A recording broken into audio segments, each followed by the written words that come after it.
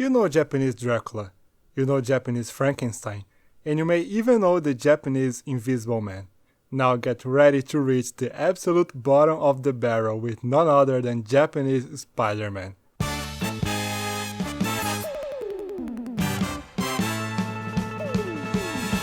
Are you tired of Spider-Man being a dork? Didn't you wish he was a confident bastion of justice and righteousness, driving around a cool motorcycle, a cool car, and dumping holes in the middle of the road to go fight the bad guys in his giant robot? In summary, do you want less friendly neighborhood Spider-Man and more 地獄からの使者スパイダーマン So boy, do I have the show for you. In the late 1970s, Marvel Comics was at the top of the world, having finally beaten DC and becoming the #1 comic book publisher in America. So they did what anyone in that position would do and start selling the TV licenses of their super valuable properties to anyone who wanted to buy. This resulted in an array of TV shows and movies such as The Incredible Hulk with Lou Ferrigno, the Captain America movies starring Red Brown, the very short-lived 1980s Spider-Man series, and the failed Doctor Strange pilot movie. And that was just in the US. Over in Japan, production company Toei, known for churning out tokusatsu shows like there was no tomorrow, had acquired themselves a 3-year license from Marvel to utilize their flagship character in a television series. Originally though, everyone's favorite webhead was meant to be just a supporting character in a show revolving around the historical figure Yamato Takeru, getting transported into the present day. However, at some point during development, someone must have realized that having Spider-Man in your show just for him to be a supporting character was just the worst idea. So they scrapped that and conceptualized a new series with Spidey as the protagonist, although they didn't completely discard all their ideas for the original show. This series follows Takuya Yamashiro, a young motocross racer who, despite being a nice guy to literally everyone all the time, gets no respect from his siblings and girlfriend for being unable to hold either a steady job or his own on a fight. In reality, Takuya only pretends, very convincingly, to be a wimp, for he is actually Spider-Man, who was given spider powers by the elderly alien Garia, the last survivor of Planet Spider, which had been destroyed by the evil Professor Monster, that's his actual name, and his nefarious Iron Cross army. Not that nefarious Iron Cross army. With these new powers, Takuya must defend planet Earth from Professor Monster and his non-stop parade of killer robots. Now you are probably saying, wait a minute, I've seen a couple of Spider-Man movies and none of that sounds like Spider-Man to me. And you are very wrong. Through the course of the show, Spidey meets familiar faces from the Marvel Universe such as the Lizard, the Black Cat, and even the Thing from the Fantastic Four, and of course I'm bullshitting you, there's literally nothing here that even slightly resembles the source material. I mean, Takuya does lose his paternal figure right in the first episode, which happens to be his actual father instead of his uncle, but that's where the similarities end. Then enter that Spider-Man, kiddo. This one drives a car and has a machine gun. You see, not only was the show's crew working on the template they had already laid out for the Yamato Takeru series, Toei's higher-ups thought it would be difficult to market Spider-Man as is for Japanese audiences, so they had to make it more in line with other popular shows of the time. This meant, and I know this sounds extremely stereotypical when said out loud, including stuff like mooks in spandex, rubber suit monsters, and giant robots. This last one being particularly interesting, so I will be returning to it very soon. Like I was saying though, at the end of the day, Spider-Man was pretty much your average tokusatsu from the time. Everything is here, from the over-the-top gesturing of the hero, to the inexplicable tag-along kid who thinks acting is talking really loud, and the coked out editing.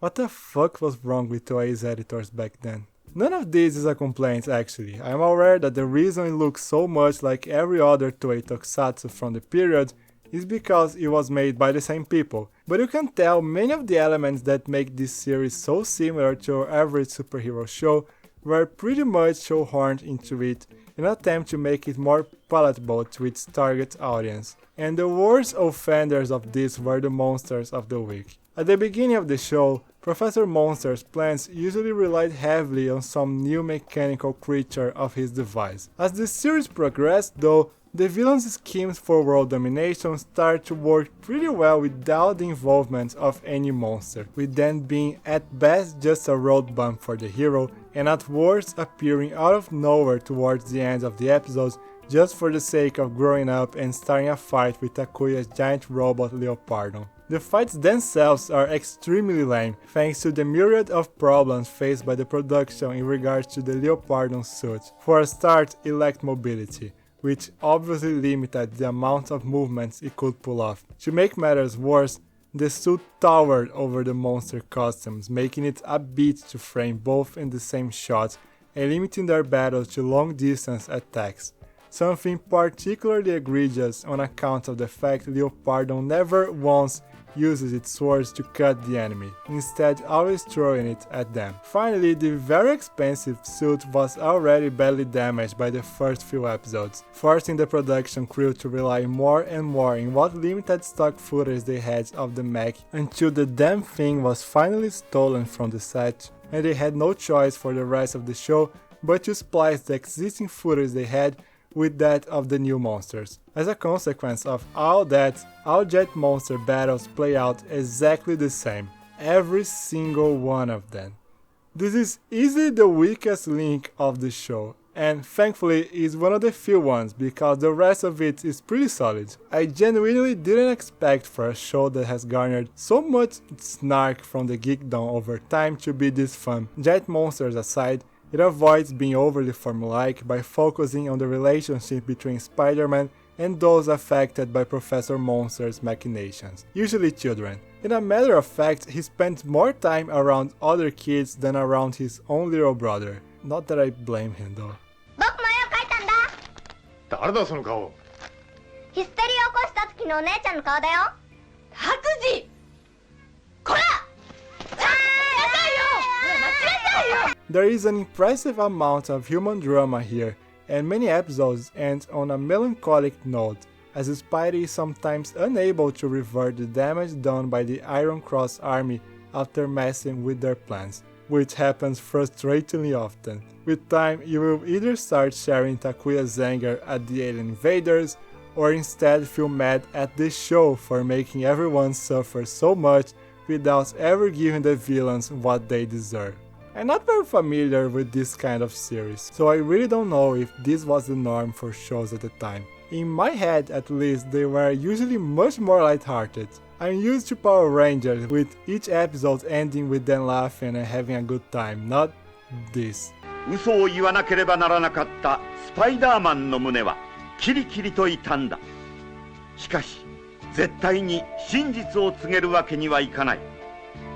このような悲しみを二度と起こさないためにも鉄十字団を必ず倒すとスパイダーマンは心に誓った。 It was a surprise to be sure, but this is not to say the show is completely grim, not by a long shot. There's plenty of catharsis to be found whenever Spider-Man saves the world and the people in it, so the show is clearly very mopey at times. Does that mean the internet lied to you and all those goofy clips you watch on YouTube are the exception and not the rule? Not really, the show is goofy as fuck.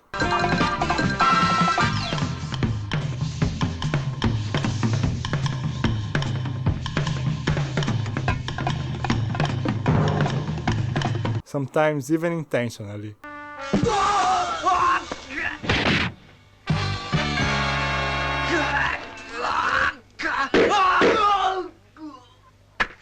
Toei's Spider-Man holds a very interesting legacy both within the character's franchise and among Tokusatsu shows overall. For a starter, there is the hero's giant robot. Yes, Spider-Man has a giant robot in this series, Leopardon, which is actually just the humanoid form of the spaceship Marveler.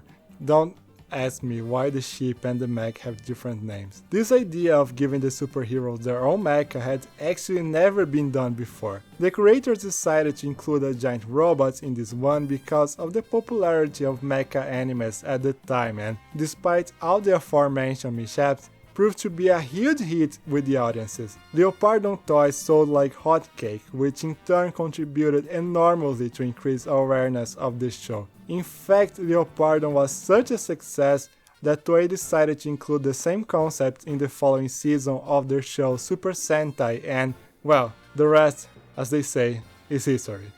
Yes, Japanese Spider-Man invented the Megazord, which I guess makes it stereotypical only in a retroactive way. Despite the show's glaring popularity though, it quickly disappeared from the face of the earth thanks to Toei's contracts with Marvel expiring, preventing the Japanese company from rerunning the series or releasing it on home media for over 2 decades.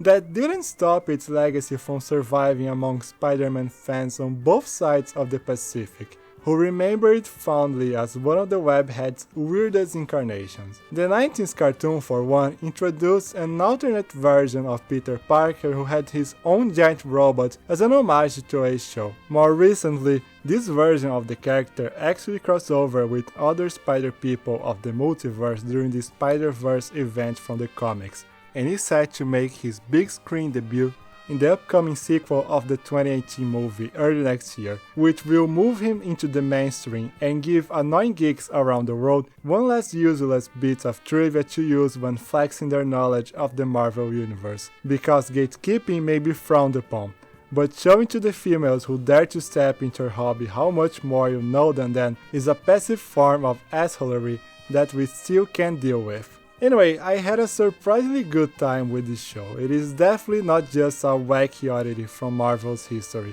instead being a very fun and sometimes even compelling tokusatsu. Not without its faults, of course, but it shows Toei's talent for this sort of thing, and why they are the dominant force of the superhero genre in Japan. This is not the last TV show you've seen here, stay tuned.